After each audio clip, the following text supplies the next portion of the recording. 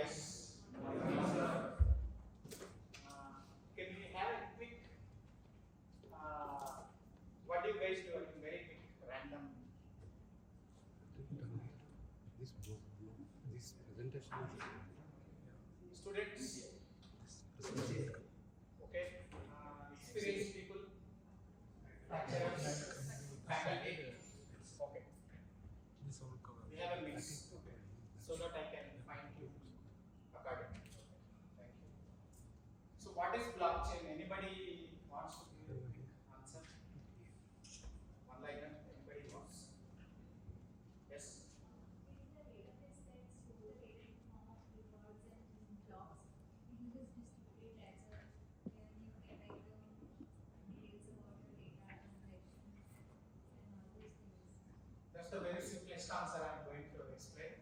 But people will give a very complicated answer as to what a blockchain is. Anything else? Anyone else? So, how many of you know Bitcoin? What is a Bitcoin?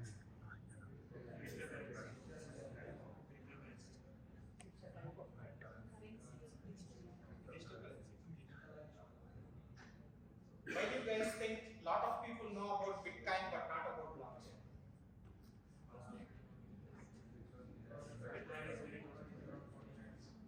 I'll share a small story of my own thing which has happened. And then the client said, how do I pay you? I said, let's do it in Bitcoin. Bitcoin was 0.0. I didn't get it. Don't raise your eyebrows yet. I missed it. I told him, let's do a Bitcoin. Okay, it was a relatively new concept, 2016. Bitcoin was 0.01. Today's value would have been 300 crores of the same 200 euro worth Bitcoin. And then there was an article from the government which said Bitcoin is illegal, we'll do this, we'll do that. I thought, let's not break the law. Why do I have to do it?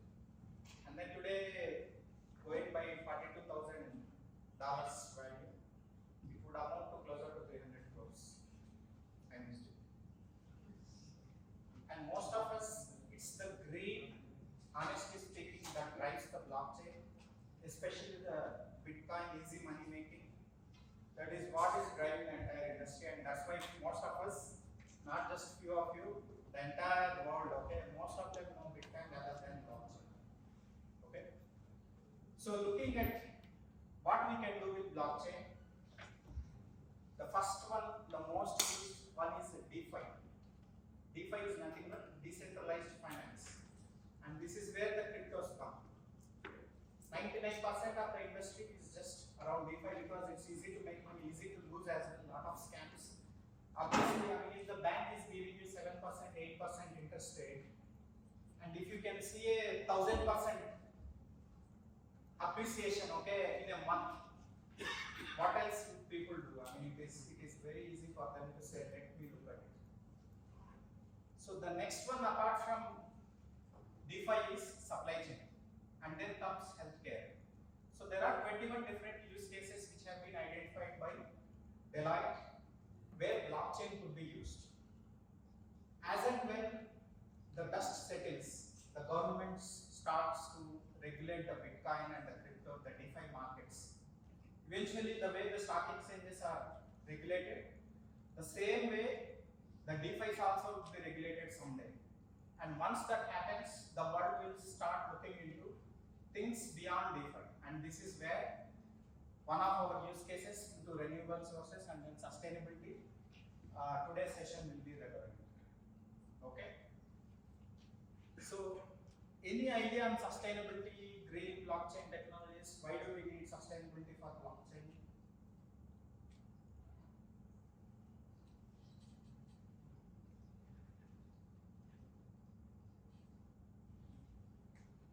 Let's start with the basics. As if he's from mechanical background, he has been a tech guy, but I keep trying to explain him how blockchain works. I keep doing to the clients, and I try to do that every single time, so that a layman, okay, who knows nothing about computers, would somehow start to make some sense with blockchain. I will try to do the same with you guys today as well. So what is a transaction? Transaction happens between two people or more. It's kind of barter system, okay? So I provide you this service, you pay me XYZ. Okay? So I pay you this goods, you pay me something else. Our three parties come together, I pay you this, you provide me this service, this guy will provide me this service. So all these things, one thing is common, that is called transaction. A transaction is a deal that is happening between two or more people. And there is exchange of goods, money, or something which has some sort of tangible or intangible value. There is some perception of value transfer. So old days, very old days, 70s, 60s, all transactions were recorded in ledger books. So the accountants used to do that. There is a double journal entry. So goods have been dispatched from party A to B. There is an entry. Party B receives them. There is another entry. So the transactions are recorded in journals. And then came the Excel sheets. The computers came and then we started recording in Excel sheets, saying that, okay, person A has sent so and so goods on so and so date to person B. That is a transaction. And then came the relational databases, the SQLs, the Oracles, and different ERPs. Okay, so 1990s on 2010, 15, the ERPs are still going on. The relational databases have been there around. Okay, so basically those who are not not very well versed with the databases, it's a way of storing the data like you do in Excel in a database. Okay, in easily retrievable format. Okay, so blockchain, as one of the person has mentioned, is nothing but a different kind of database wherein the transactions are verified. In an Excel sheet, let's take an instead of relational databases, SQL, the computer stuff, the text stuff. Let's look at Excel sheets, which most of us would be knowing. Excel, everybody knows, right? So let's take an example of Excel sheet. So I am a company and I am recording all my transactions in an Excel sheet. Okay? So what if I make a mistake saying that someone has sent me goods 100 units, but I have recorded it as 50 units? How would you justify it? There is no justification. A little more realistic example would be, you go to HDFC Bank and then deposit 100 rupees in your account, and then tomorrow when you go and check how much is in my bank balance, they say 50. How would you justify it? You might have a slip, that's a different story. Okay? So what if they say, no sir, it's only 50 rupees. This is, I will give you a statement and they give you a statement which says you have deposited 50 rupees. How would you justify it? Exactly. Transaction ID. Would you like to add a little more? Transaction ID, how would you justify transaction ID?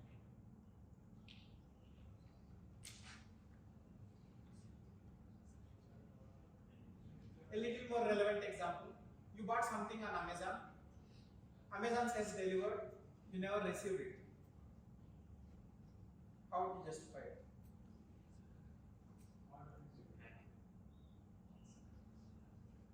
Someone said something. How do you justify? Tracking says delivered.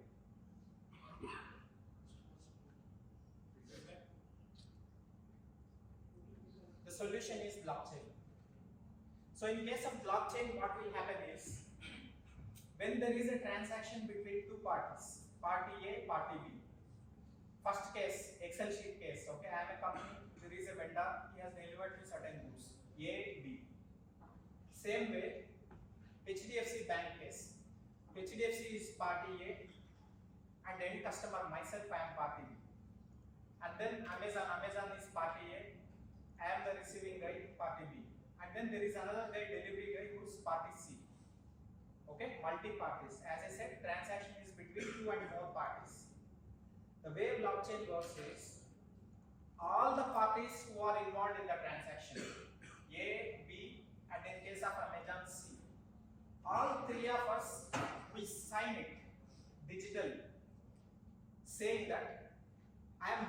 validating this transaction. Okay? Without that, the blockchain will not work. The transaction is not complete. Now let's look at the first case. I am a company.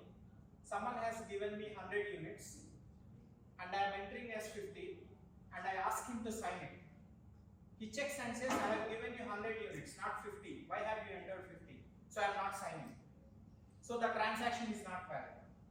Same way in case of HDFC, he will show me saying that 100 rupees you have deposited, can you sign this? 100, I will sign. 50, I will say, no, I haven't. I have given 100 rupees. So please change. Same way, the delivery with Amazon, okay? So Amazon has sent it, and then the delivery guy gives it to me, and then Amazon signs remotely, the delivery guy signs on his mobile, and then I sign on his mobile. These three signatures ensure that the transaction is valid. All the relevant parties who are stakeholders of the transaction, they sign digitally, and that's when a block is created in the transaction. This is the basis of blockchain. Any questions?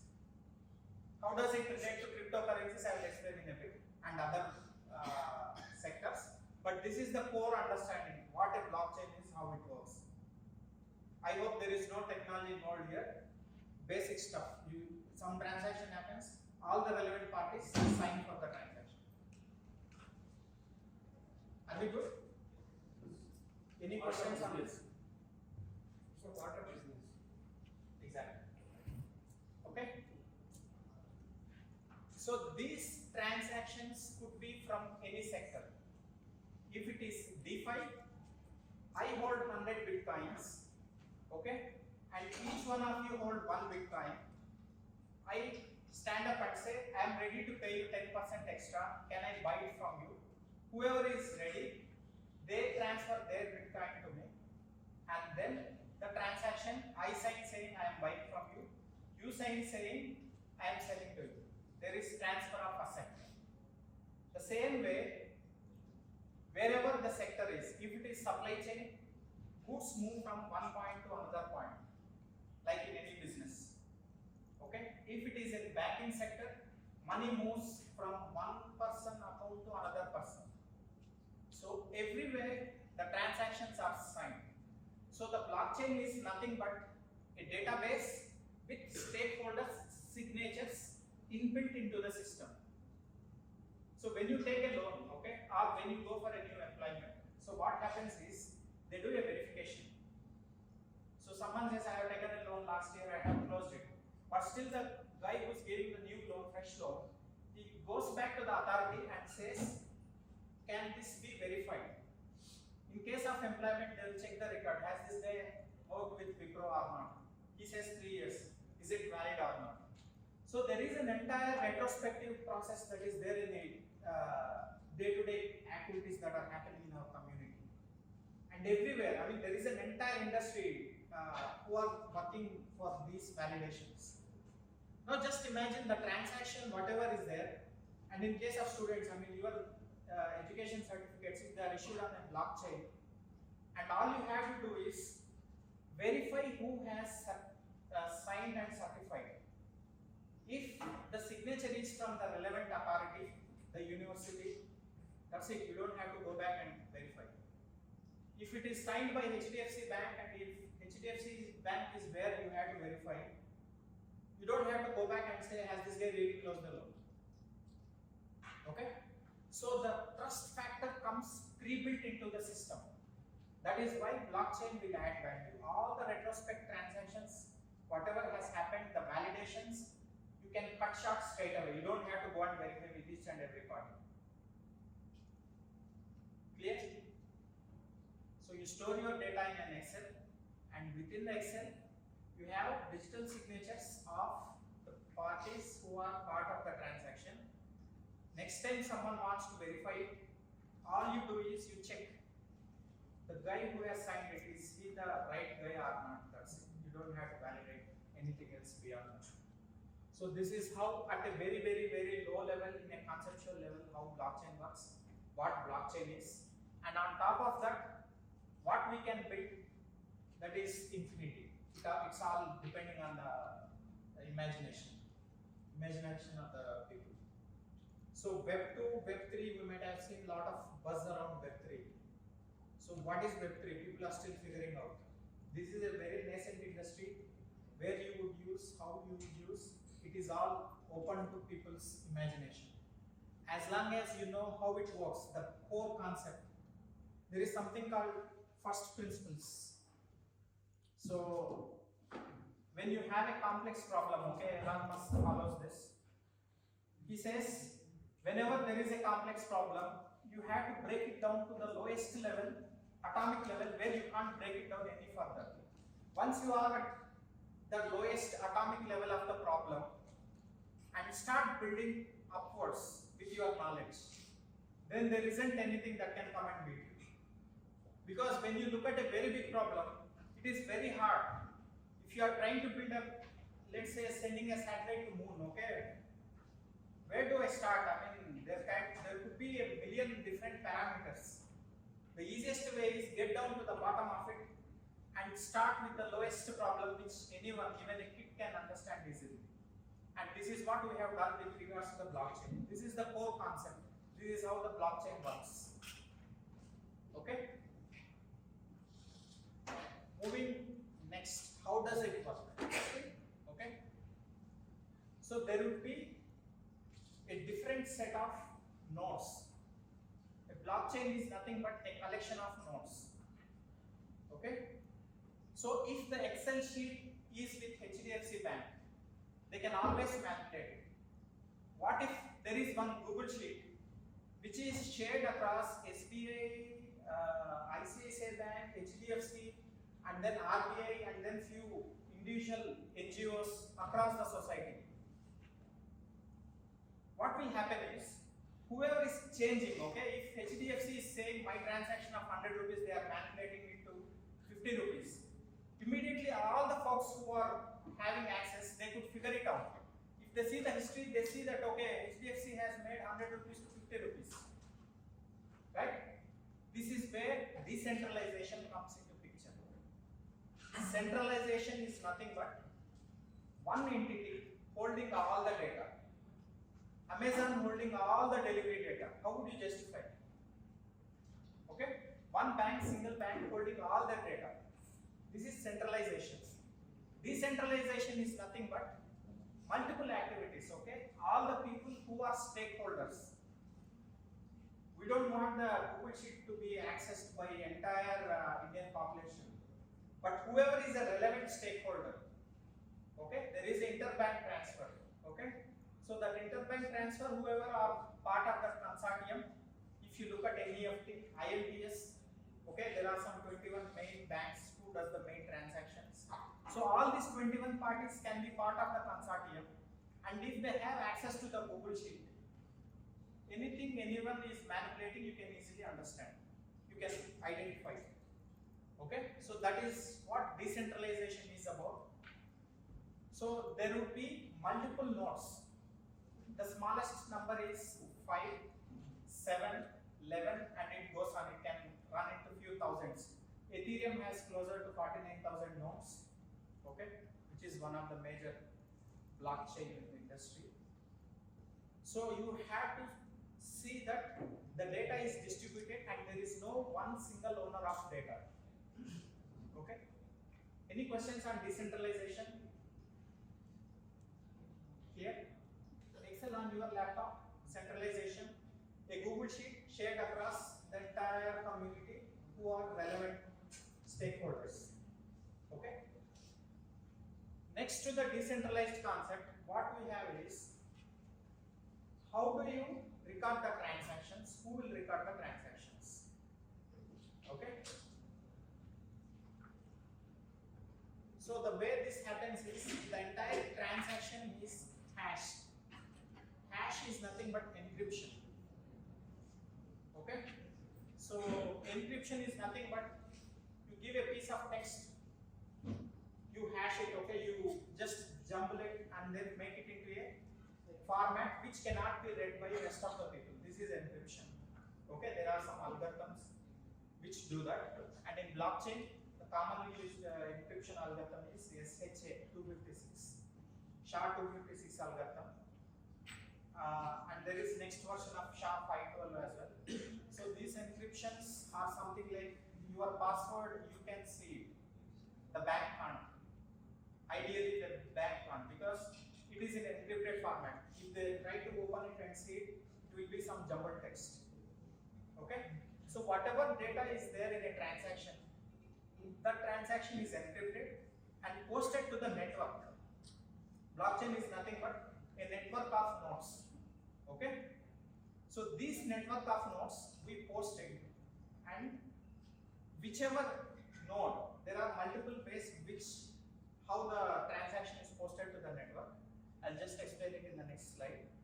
So once it is posted to the nodes, one of the nodes will make it into a block. Block is nothing but a bunch of transactions. Transaction we just discussed. Two parties or more than two parties doing something, okay? So these transactions, okay, can be 10, 50, 100 depending on the blockchain infrastructure. They are bundled, encrypted into one single block. You call a bunch of transactions encrypted into one block, okay? And this block has a unique number generated, okay? Like our Aadhaar number, okay? So two people can't have the same Aadhaar number.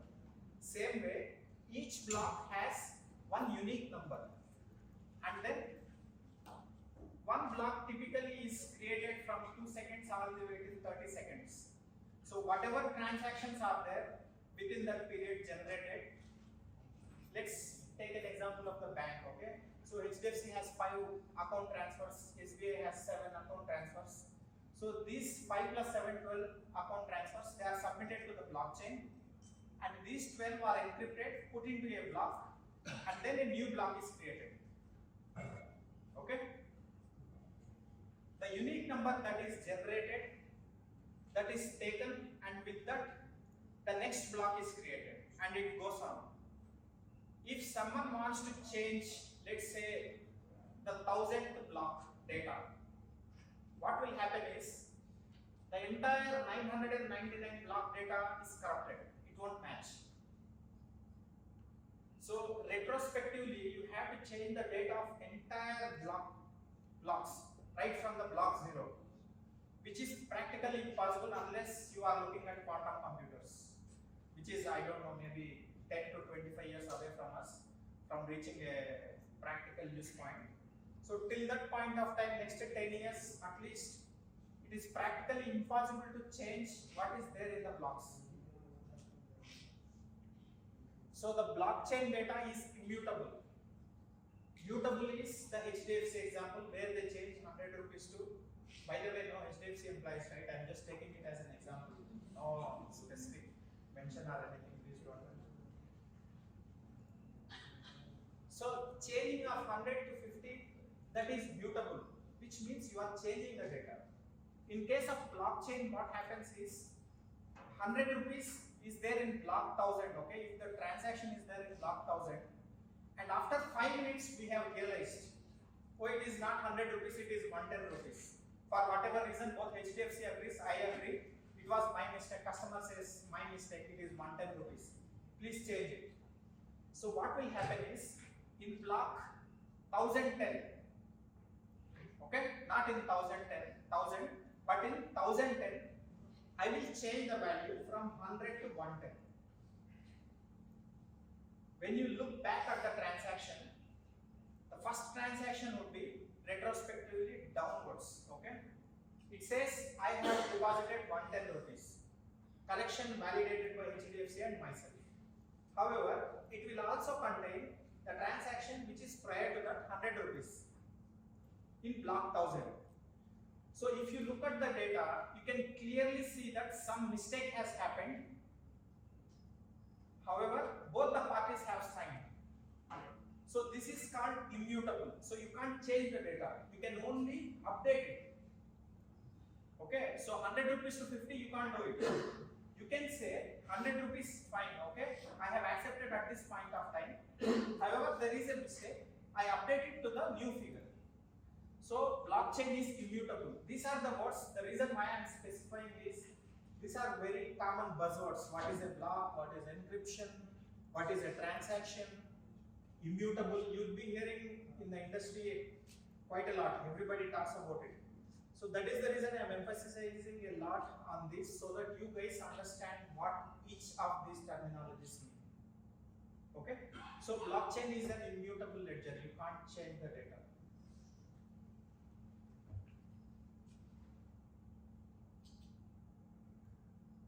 This is taken from our past service, major things or whatever we used to do earlier. Concept is taken from there only. Earlier we do some mistakes. Anyway, even we do it today also. People advise don't overwrite. Don't overwrite on it. Put a circle around it and write Counter sign. We take counter it. sign or whatever. And what is required, you write that. So that somebody is seeing is he can see, he or she can see what was written earlier and what is written now, which is correct. It is good enough. The same thing it is where any mistake is Just in a digital form. in a digital form. Then the updated version, both are visible in front of you. So if the There are concepts are taken. Concept is from real world only. There is no silver bullet out suddenly solving something. So existing practices, we call it audit trail, we call it inventory trail, different terminologies. There is some mistakes, as you have mentioned, there would be a roundup and then there would be a signature. I mean, if you fill any bank form even today, some mistake they'll take a counter sign. It's pretty much the same stuff. Only difference is we are doing it digitally, so that you don't have to verify or have it out against this transaction. I mean, anyone could have forged the signature. But in this case, it won't happen. And I would like to give a little more concept before we move to the next one. Do you guys know what the keys, public key, private key are? Yes. You want to know? What is a public key? Can access by inside. We can access any variable from the out of that part. That's a public key. Private key means we can use the variables and variable values inside that portions. Bit more technical. You are there. I will give a more layman's term. Username, password. All of us know, okay? Username, password. Username, anyone can know it. We share, okay? If someone says, what is your Telegram ID or what is your, or in case of, bank account number, you can tell it. Nobody stops you from doing that. A username, password for your mail ID. That is a very simplest example. You can share your mail ID. If you don't share, people won't be able to send you mails, right? So you have to share it. It is public data. That is your public key. Password, it is encrypted. Only you should be knowing it. Okay? So when you see blockchain folks, when you see crypto folks, they will scare you with a public key, private key, all the terminologies. I want to see that you guys are on par with what these guys know. Username, password, that's it. Password you don't share. It is encrypted, it is just for you. You share your password, what happens? For a mailbox, people take control of your mailbox. They can do whatever they want. Same way, there is a saying in blockchain, you own the keys, you own the money, the Bitcoin. You share your private key, okay? The guy, whoever knows, he can do whatever he wants to do with your Bitcoin. Okay? Public key, private key, username, password. Very, very, very analogous. So the entire industry, as he has mentioned, the entire concept is taken from real world. So what I am trying to do in this session is trying to draw parallels with a real world example and then give the terminology in the blockchain industry so that you know how you can relate these two together.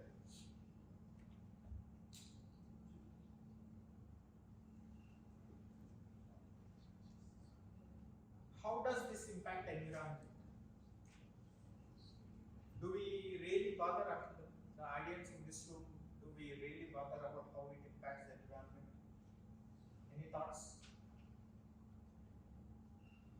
Why should we care about it? Wipro has launched one another new ERP module or something else, some other software, okay? ICICI has launched another new mobile app.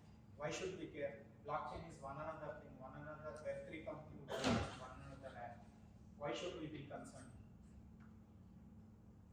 Bitcoin consumes, as of today, electricity which the entire country, Venezuela, consumes every single day.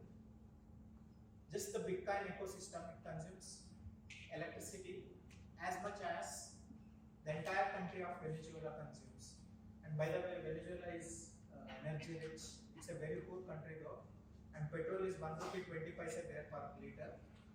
It has lots of oil reserves, but still the kind of energy that is consumed, these are the numbers, okay? So what kind of impact will it have? We know the nodes, we know the transactions. So the first generation of blockchain, which is the Bitcoin, the way it functions is, if you have multiple nodes, there is a concept called which node to work, which node to submit. There was a concept called proof of work. So proof of work is nothing but encryption. Okay? So how many of you know ChatGPT? How many have used it? Most of you. What does it do? Simple terms. Is it useful? By the way, I have done my computers in, I'm from 1998 2002 batch engineering, okay? There was a natural language processing subject, NL, it's still there, is it? Yes, sir. I thought it's rubbish, I mean, honestly speaking, it never made sense. My third year, 2001, the subject was there, and there was a guy who was teaching it, and I always wondered, I mean, why would someone saying something, you can hear it, why do you have to write an algorithm and then try to pass it? And believe me, that's exactly what the impression was across the world, apart from the academics, no offense please to the, that's the practical view the world used to look at NLM, all the way till Alexa. What is Alexa? How many of you used Alexa? Spotify, right? Mostly Spotify. Do we love it? Yes. Very much. Why? That's NLM. Every damn thing, I mean, believe me, 2010 there were some stats. Every single day, closer to 10,466 inventions happen every single day in this world. Every single day. And how many of them get commercialized into products? Less than 365 items in a year. What happens to rest of the inventions? Like your NLM. There are several other topics like that which we get taught in engineering. What happens to them? They don't get commercialized for various reasons. After Alexa was popular, it changed the purview, okay? Then came, the world started saying, can I share my data into the cloud? People were skeptic till then. Before Alexa, people were not ready to share the data. People were asking, what happens if someone shares? Today we don't have that question. Our banks run their entire infrastructure on cloud. We don't have a question. Right? That mass penetration has to come. All the day-to-day things, okay, we read, we come across, we see, these concepts, they make sense only at the right time when there is a big enough market. So Alexa has changed the way we look at NLM. And extension to that is nothing but your ChatGPT. And I was speaking to one of our guys, an alumni guy, my batchmate. So he works for Amazon US, and he was just saying, I mean, had we been taught what NLM was way back in college, out of 60 of our batchmates, there would have been at least 30 startups which would have been working in ChatGPT. The problem is nobody tells you, okay, ChatGPT is nothing but an extension of an LLM. Okay? You have to figure it out. How can I apply the concepts I am reading to real world and solve a problem? Okay, so this is where things start to change. Our perspective starts to change. Today, if somebody is not listening to their natural language processing classes or mission, whatever you call it, different names, whatever NLP classes, if you are not listening to it, you are just losing out a massive opportunity. Okay, people realize it now. Okay, so how is it related to this? So ChatGPT, what happens in the background?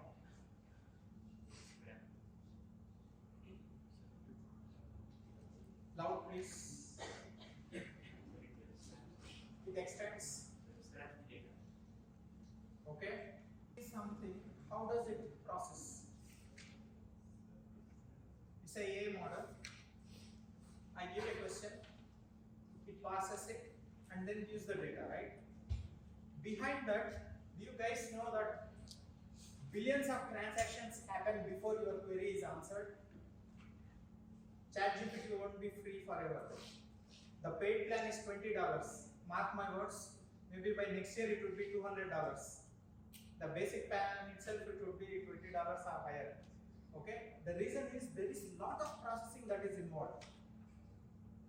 Okay? Same way, blockchain also requires extensive processing.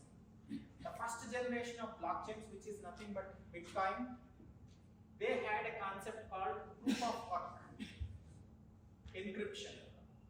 So if there are 50,000 different nodes, node is nothing, lot of people use node as a very complicated term. Node is nothing but a system. It can be your PC, it can be your laptop, it can be a server.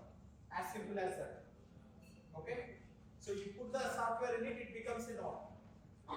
And the node can even be a Raspberry Pi, okay? The smallest 3000 box. Anything, okay? Where the blockchain software runs, it is a node. So all the 50,000 nodes, they try to encrypt it. The system which encrypts the fastest and says, I am done with the encryption of the data, the transactions submitted by HDFC and SBA, 12 transactions, that guy will be given 1 Bitcoin. This is how it works. And you know how much Bitcoin costs today, okay? So that was the first generation blockchains used to work. So all the different things they will compete and only one will be chosen. Rest 49,999 nodes, their computing power is going waste.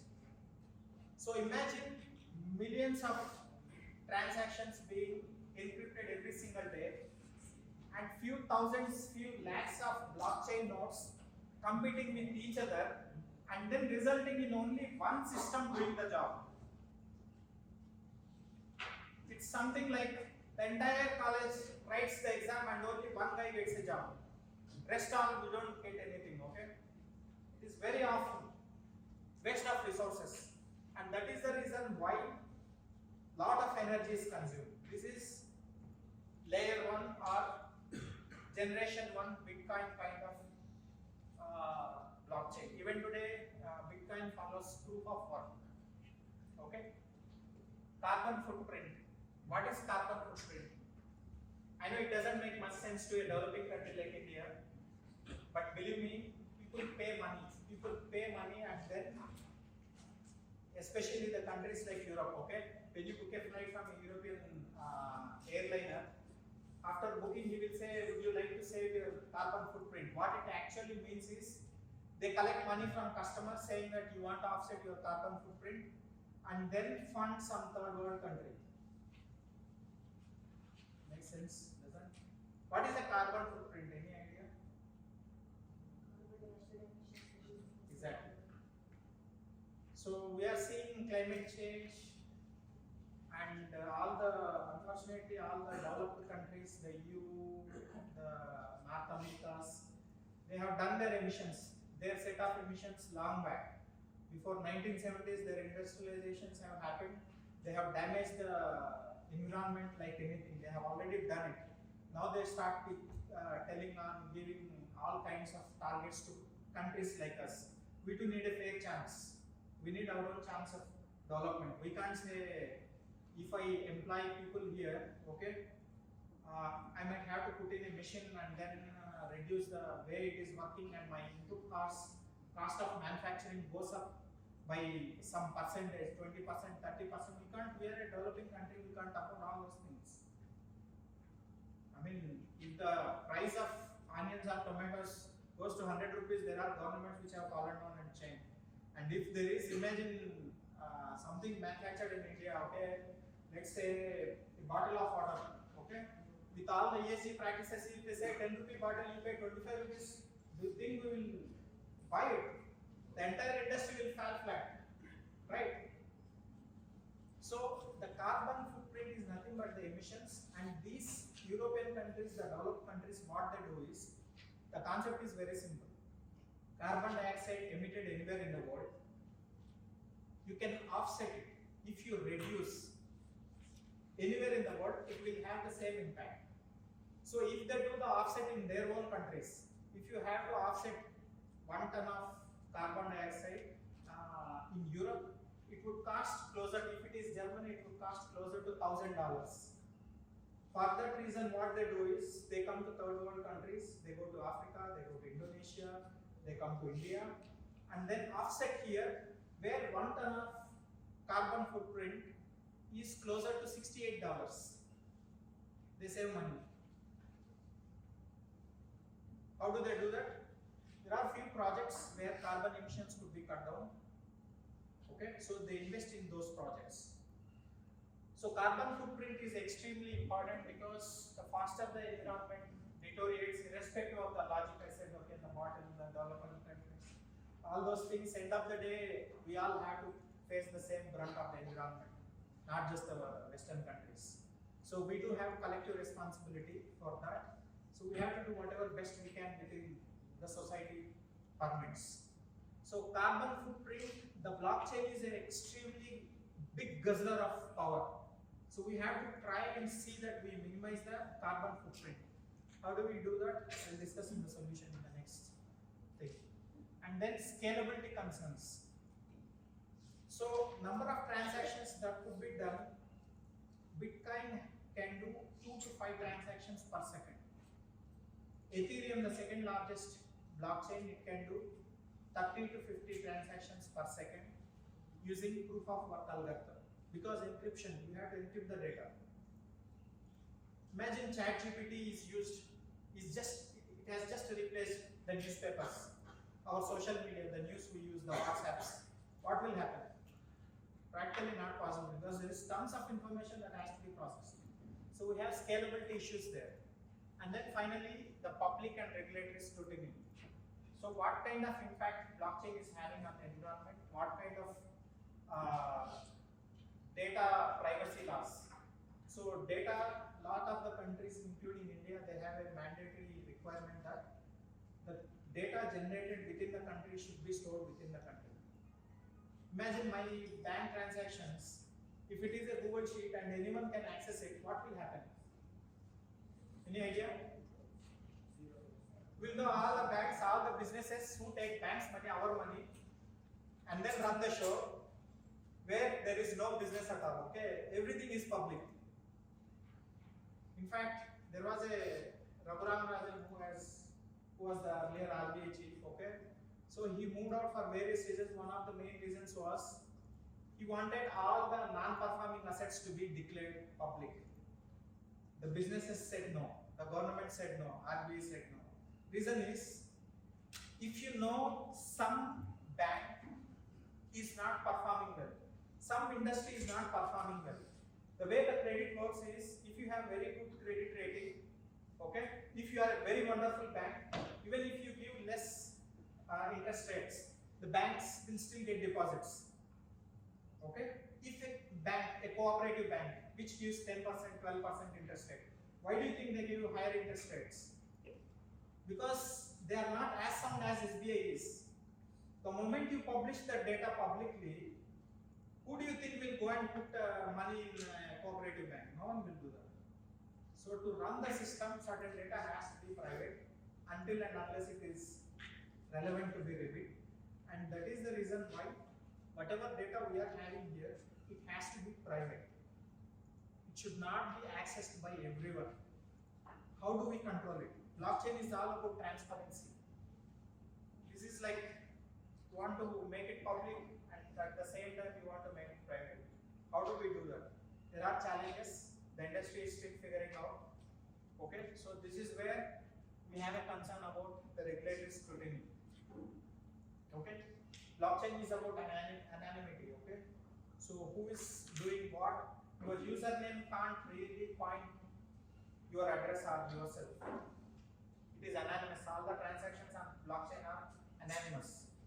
And over the period of time, what has happened was these funds are used for terrorism, drug trafficking, illegal stuff has been happening. Okay, so there has been a lot of regulatory pressure for AML, anti-money laundering acts are there, KYC, very strict KYC is being followed. If you follow the crypto world closely, Binance recently has paid $2 billion as penalty because they were not following the KYC. Okay, so there are challenges with the regulatory scrutiny across the world, anywhere in the world.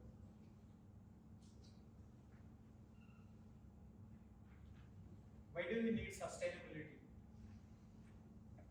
Any of you have heard the term circular economy, sustainable ESG goals?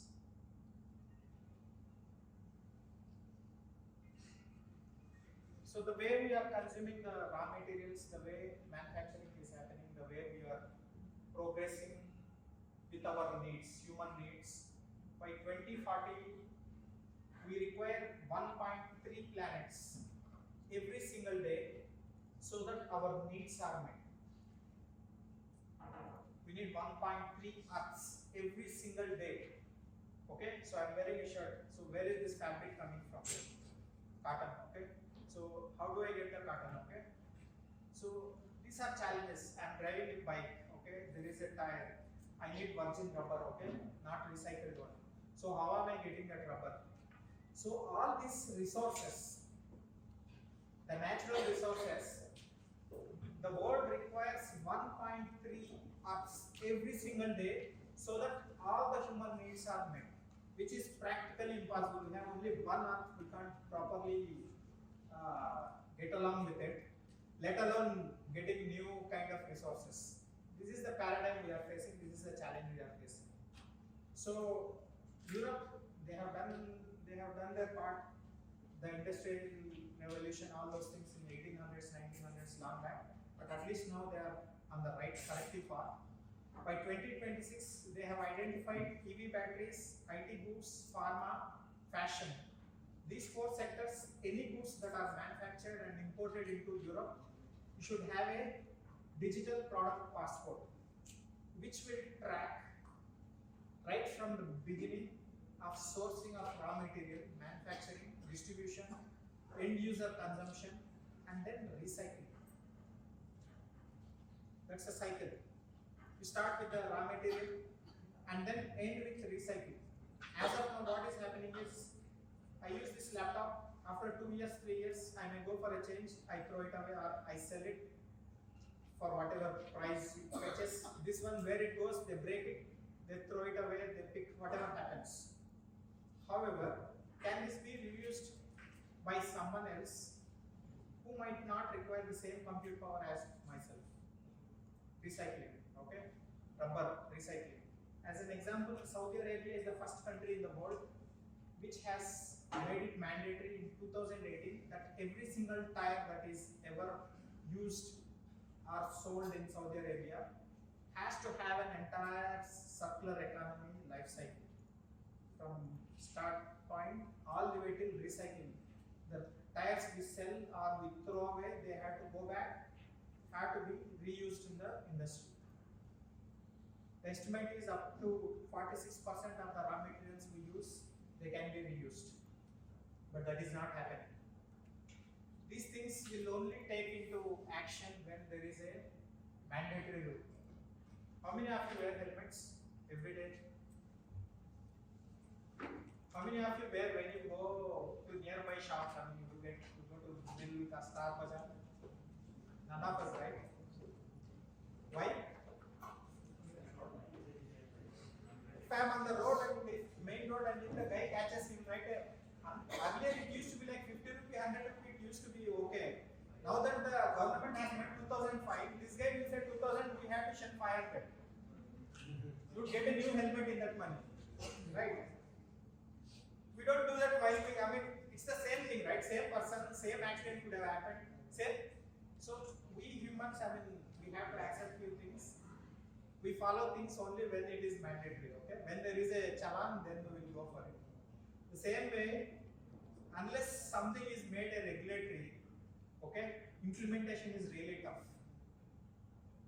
Especially in countries like India, it's really tough. So there has to be a regulatory which pushes all these things in place.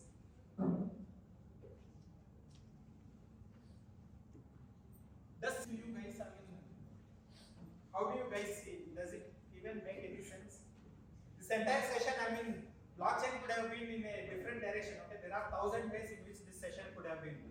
But the topic I have to make, I have to justify it. Okay, I was given the topic sustainable blockchain technologies. So does sustainability even make sense to any one of you?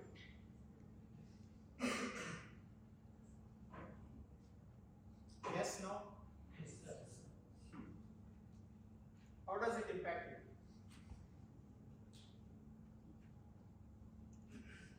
Electricity bills. How much is an average electricity bill?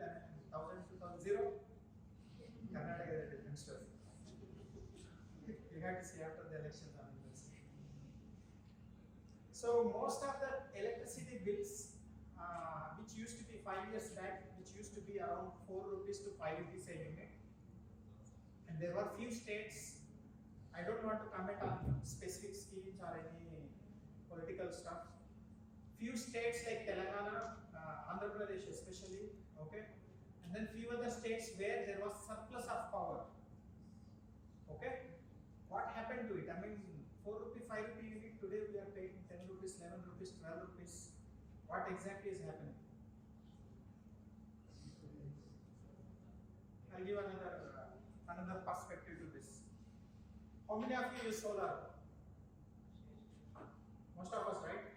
In fact, it is mandatory to get a BBMP approval for all the houses that are bigger than 30-40 sites. Do you know you can make money out of it? How? Yes. Have you ever made anything extra out of these grids?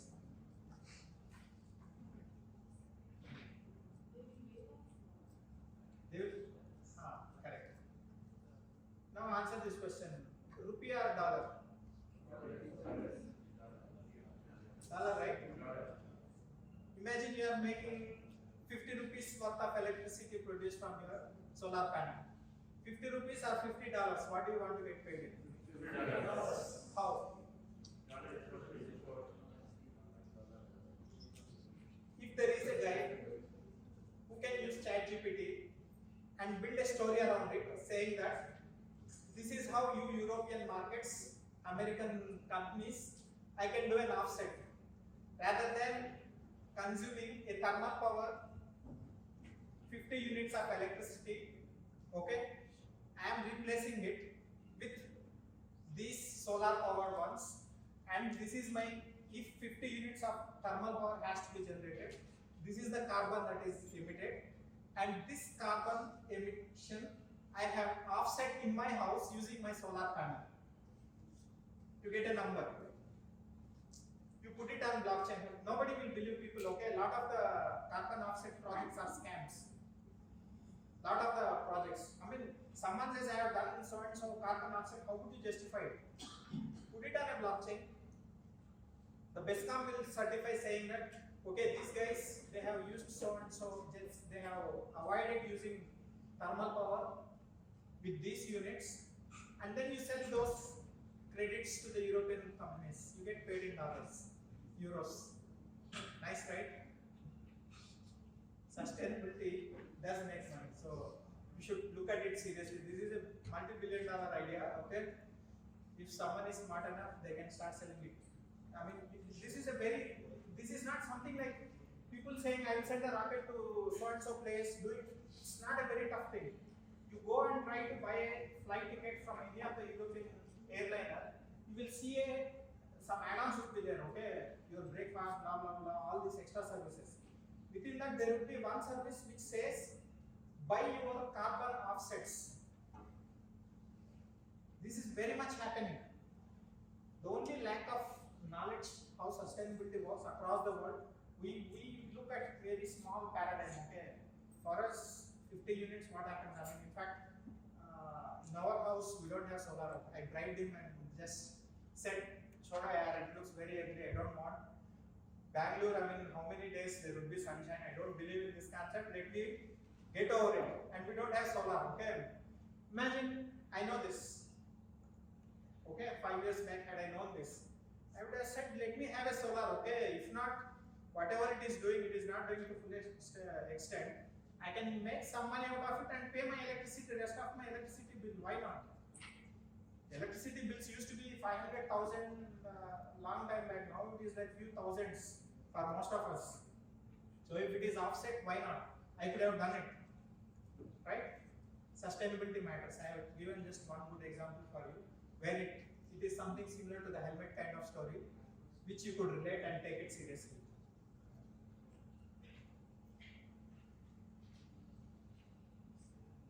So there have been some evolution with regards to the way the blocks are created. I have mentioned the proof of work, which is still the Bitcoins. The biggest irony in this entire blockchain story is the most worst algorithm, the most worst way of picking the transaction is proof of work, which I mentioned in earlier slide. That is still followed by Bitcoin today, and which is the most valuable and expensive crypto in the world. Bitcoin. All the guys, the good guys, who have moved to this, the Ethereum, all this, they are at, I don't know, maybe 1/10, 1/100th of what Bitcoin is. That's the irony. But anyways, I mean, the industry will eventually change its course. So proof of stake is something wherein a group of nodes, 50,000 nodes, each node will stake certain amount, and then one guy will randomly be picked and he will do the processing. Rest of the guys, they won't compete. There is no competition within rest of the nodes for the very same action. So the entire college, let's say 10,000 people are there are 10,000 jobs, each guy can go apply for it, appear for the interview. If he is a good fit, there is very good chance that he will get a job. Rather than the earlier case, there is only one job, entire 10,000 people are competing for it. This way, the energy resources are massively cut down. This is called proof of stake. You might be seeing Ethereum 2.0, the new, it has moved. It used to be Ethereum 1.0, used to be proof of work. They have moved from proof of work to proof of stake. And then there is another concept called proof of authority. So proof of authority is nothing but a group of nodes, each has its own reputation. 21 banks, in the case of banking industry I have mentioned. These 21 banks, one of them will process the transaction. Whoever gets the transaction, if it is SBI transaction, SBI will process. If it's ICICI transaction, ICICI will process. So there is no competition here. And this solves, proof of authority solves one another use case. I have given the use case of public and private data, right? So public data, we go with proof of stake. Private data, where it is banking related information, proof of authority. Very simple. Since it is proof of authority, data is within the 21 banks, data is stored within the country. My bank details are only known to me and my banker and not to rest of the world. It solves the earlier problem of should we keep the data anonymous or not? Should we keep it public or private? Depending on the use case, you do POS or POA. Okay?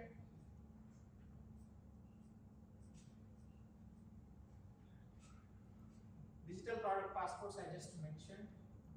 So this is, in fact, our current startup is Carpet Technologies, and we are working on digital product passports. So we are doing something similar for Puma, ITC, Mysore Silks, and we are trying to enter the European market. Our DPP product was launched at BTS Bangalore Tech Summit by the ITVT Minister and FDI Commissioner of Belgium. So these guys, it looked rubbish to most of, there were several other celebrities. It looked rubbish to most of the people there, Indian folks. The Belgium guys, they said Brussels is the capital of EU. And they said you should set shop here and you should be based out of Brussels where the law is made. And then we can sell to rest of the Europe. So we'll be opening our branch in Brussels soon. So, you need a European country, you can only sell, to a European country only if you are based out of Europe. It's really tough market. Globalization, all these things, they work in North America, okay, it's an open market. However, Europe is extremely closed to such an extent that a Scottish company cannot really sell as good as an English company in UK. If you look at England, and after Brexit, a UK company will have a hard time selling in EU. It's a very closed market, and it is very hard to crack. That is the reason why most of the IT companies, whatever the Indian companies who are working outside are generating revenues, they are based out of North America's but very limited European exposure. This thing makes a lot of sense in Europe. So what digital product passport means is, today if you see some of the books, okay, randomly, you will be seeing CE symbol somewhere, I don't know. CE, you guys see it somewhere? Yeah. That means certified for Europe. Okay? So Europe has very stringent laws. So all the teddy bears we buy, okay, teddy bears start from what? 50 rupees all the way to 5,000, 50,000 in airports, 50 rupees on the roads, okay, in our Bangalore, and 5,000, 50,000 in the airport. All these things, they are made with certain standards. And the moment it enters, it is being exported to Europe, okay. They literally fire it, okay, with a fire gun, they try to put it on fire and then extinguish it. There will be some time period within that has to get extinguished. Then only it will be certified for Europe. We don't do all that in India, okay? We just, is it good? Do I feel good? Does it fit my budget? It is all what it matters. So it is very stringent in Europe for any of these products to enter. That is the reason why there is this CE, Certified for Europe standard is there. Okay, it is there for various sectors. I have just given one example of the teddy bear. Okay, so electricals have their own. How much of penetration China has in European market? A lot. You say it's strict. China is such a country.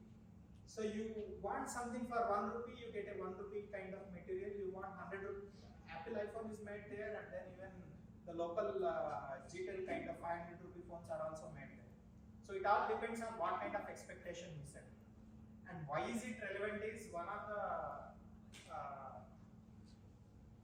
main concepts, okay, the Porter's 5 forces. The geography plays a very important role. So if you manufacture an iPhone in Germany, it would cost $40,000. Germany, it has all the standards, it has all the technology, but still it costs $40,000. You manufacture the same thing in China, you would be looking at somewhere around $100 to $250.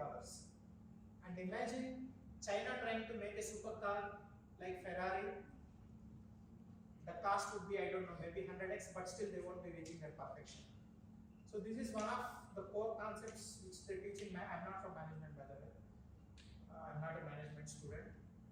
One of the core things they teach is Porter's 5 forces, and then another concept is Adam Smith's invisible hand. So the invisible hand, what it says is, you should not be controlling prices, the market should control the prices. In our country, what do? We don't import steel, why? Chinese steel is like 1/3 the cost, why don't we import? There are 150% duties. We don't import sugar. Why? This is controlled market, this is extremely controlled market. A free market, a capitalist market like the North Americas or the Europes, they leave it to the market forces. If something is available at a lower cost, it doesn't force it. I mean, just imagine we are making an iPhone. Can India ever make an iPhone? It does not. I mean, we are sending rockets. We are doing things which even US cannot do. We are no less to the developed markets. However, we can't make an iPhone for very sheer reason that if we make it, it would take several years, and even if we are successful, it would be very, very, very expensive like the Chinese guys. So that is the reason any market can enter anywhere. Only reason is the cost would be higher. So the straightforward answer to your question is the cost would be higher. Even No, India I can was enter. not talking about US companies manufacturing plants is in China. I was talking about, and then they are marketing it in Europe. I was talking about the Chinese products. Lot of Chinese products, they are there in Europe. The price is, the end of the day, it's the price. So if something goes through a certification, there is a cost involved. So the cost end user price will increase. Maybe they are strict about quality. Exactly. That's where the difference comes. So this digital product passport is going to be mandatory for the 4 sectors: EV batteries, IT goods, pharma, and fashion, where each product that is imported should have a trail. Is it ethically sourced? Okay. So this is one another thing which is related to the UN sustainability goals. UN has got some 17 sustainability goals, and once again, if you are working in any one of these areas, you could get a grant. How many guys you are from final year working on a project? You know, lot of projects get funded by UN. How? You should align with what they expect. One another way, okay? If your project is in one of these sustainability areas, there are 17 sustainability areas, okay? Sustainability goals. Zero? Concept.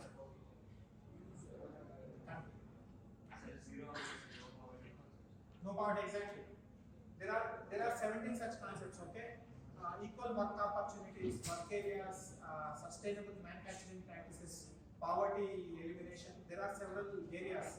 So if you are aligning with one of these areas, there are pretty good chances that your project would be funded, and at the same time, the entire world will start looking at your project if it is satisfying one of these goals.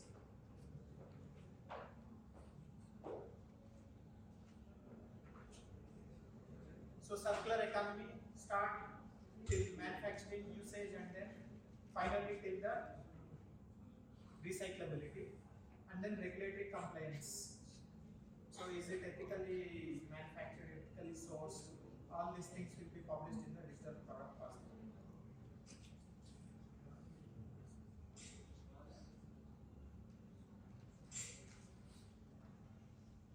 How does this work?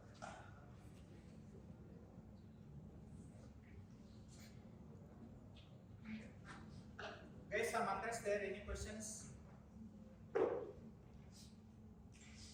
Or is it not making sense? So how does this work? So we collect the product, manufacturing, where the raw materials are sourced. One good example would be, you might have seen Cadbury's, you might have seen IDC chocolates, anybody knows? Fabel. ITC Febel chocolates. Not heard? ITC chocolates, they use pure cocoa from Ghana. They target top 1% of the market. Okay? So rest of the brands, rest of the chocolate brands, they use vegetable oil in their manufacture. Cost of a Cadbury's would range, a typical 60-gram bar will range from 110 rupees all the way to 200, 300. An ITC Febel chocolate will start from 320 rupees and it goes all the way to 20,000 rupees. If you ever happen to visit an airport or an ITC hotel, you'll see these expensive chocolates. So how would you justify for 8 chocolates, okay, 8 chocolates, 110 grams, small chocolates like the Ferrero Rochers, 20,000 rupees. How would I justify the price? Cadbury's, I don't know how many Cadbury's I will get for 20,000 if you compare. Okay, it could be silk, it could be anything. Okay, any other fancy thing, bubbly or anything. How would ITC ever sell it? There will be every company says we use premium products, premium raw materials. We use better practices. Our chocolate is better, but how would you justify it? Digital product passport, wherein the data is just recollect the initial transaction details I told you how it works. Okay, so how the chocolate is manufactured, how the cocoa from Ghana has come to India, where it is stored, how is it powdered, and most of the chocolates that are manufactured, they are handmade. Okay, so all these features are there on a digital product passport. You scan. Okay, you scan the QR code and you get the entire details on a blockchain. This is how it works. And imagine, no matter how much money you put into ads, how customer be convinced that you can pay 20,000 for 8 chocolates, 8 small Ferrero Rocher kind of chocolates. It's hard. Okay, so this thing is going to be mainstream very soon. Once it becomes a law in Europe in 2026, maybe by 2030, you might be seeing every single product, even in India. You scan it, you get the entire journey of the product. Any other questions? I'm done. So you told that cocoa is imported.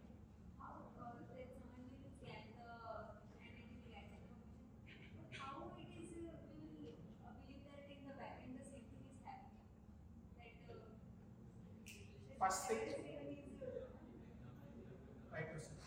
First thing is, look at the basics thing, the transaction all happens. Who is signing it? If ITC says this has come from Ghana, would you believe it? No one will believe, right? Someone in Ghana, some certifying authority. We have boards everywhere, okay? We have certain bodies, trade bodies are there.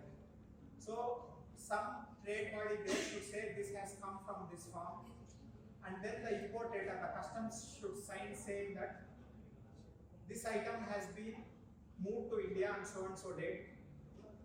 You can't go and forge a transaction from Ghana's customs office, right? And then it has to be imported to one of the ports, Mumbai or Chennai port. There the customs have to sign, and then it comes to ITC warehouse. From there the data would be from ITC.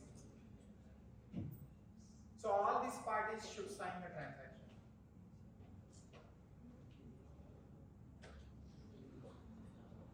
Does it answer? Any other questions?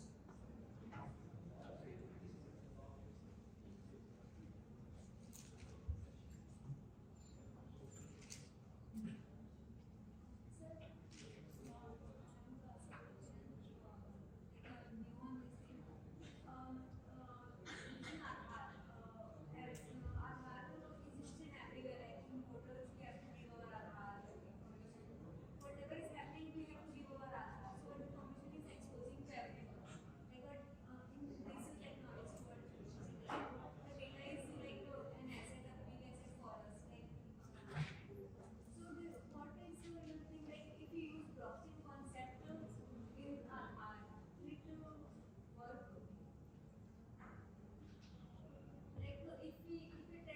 You are not supposed to share your Aadhaar number, do you know that?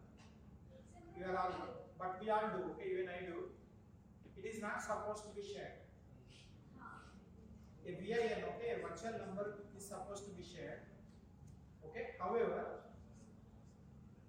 the transactions, whatever happens, every single database, wherever there is a transaction, okay, someday every transaction will be on blockchain.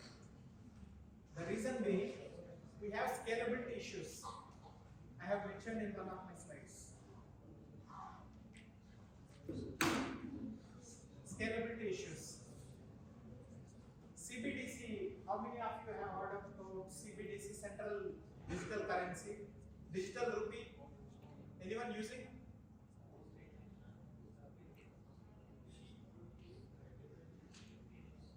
So CBDC has done a pilot program for wholesale, okay, and retail pilot is also going on. It is not rolled out to public because of scalability concerns. The day proof of stake algorithm matures. By the way, just to give some numbers, Bitcoin does 2 to 5 transactions per second. Ethereum 1 does closer to 20 to 50 transactions per second. Ethereum 2 does 1000 to 3000 transactions per second. However, in real world, Visa is the largest transacting body in the world. They do 150k to 200k transactions per second. That is a real world scenario. However, the technology we are seeing today is talking about few thousands.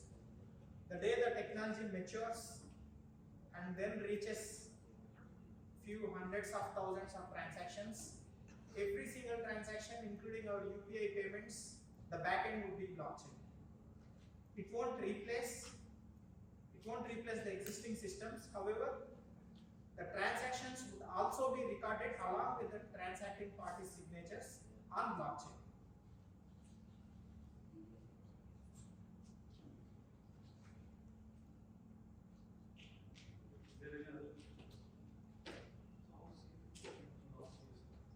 How? Say it is to be what if there's some anomaly or some anomalous hacker gets into your service? What are the processes or what are the firewalls that he has to break? Moreover, how can you say whether that is so safe? It's particularly safe. What if like an external person comes and attacks to your server and he has like an there will be a backdoor, right? You can enter any web, any server. What if he gets into that loophole? What is your name? Right? My name is Krishna. Do you have a book in your hand? Any books? Anybody has a book? Can you raise it? Book, just raise the book. Your name, my name, the entire data in this book. If you encrypt using SHA-256 algorithm, it would be encrypted into 256 bits. First thing. From that, you can't make out that it is your name or my name, or the entire textbook or notebook, whatever it is, entire data is encrypted. Okay? Unless you have quantum computers or a major breakthrough, breaking SHA-256 is practically impossible. There have been several. I have done my master's in cryptography in 2002 from UK. I'm not a very bright student, to be honest. I'm just an average student. Like the NLP classes in my engineering, the same way the cryptography made no sense to me, honestly. The professor, he works for Microsoft, he's number 2 in the world. He was giving me, write your name and then you encrypt, you do all these algorithms. Where would we use it? Why am I reading this? Why am I in this class? And believe me, the same encryption SHA-256 is used in banking. The same encryption is used everywhere where data needs to be private. So blockchain is no different database or no different encryption. So 2002, when I was going through the class, there were some basic algorithms, okay? There was AES, okay, AES algorithm, encryption algorithm, and then SHA-128 was there. So 128 bits. So somehow 128 bits got cracked in 2005. They have moved to 256 bits. So if 256 bits gets hacked, that means not just blockchain, our entire banking system is flat. Our entire education system is flat. Just imagine your professor sets the question paper, okay, and then he thinks it's stored somewhere, and then some guy, he decrypts his mail account, okay, even mail IDs are encrypted, and then the question paper is right there in the public. Lot of things can happen, okay. So the entire concept is based on the fact that the SHA-256 or 512 algorithm is unbreakable. First thing. Second thing, to break into a blockchain, you require 51% of resources. This is called a 51% attack. So the 21 banks example I have given, right? If 51%, which is nothing but 11 banks, if they collude and say your 100 rupees you have deposited yesterday is not 100 but 50 rupees, you can't stop it. And that is the reason why decentralization comes into picture in blockchain.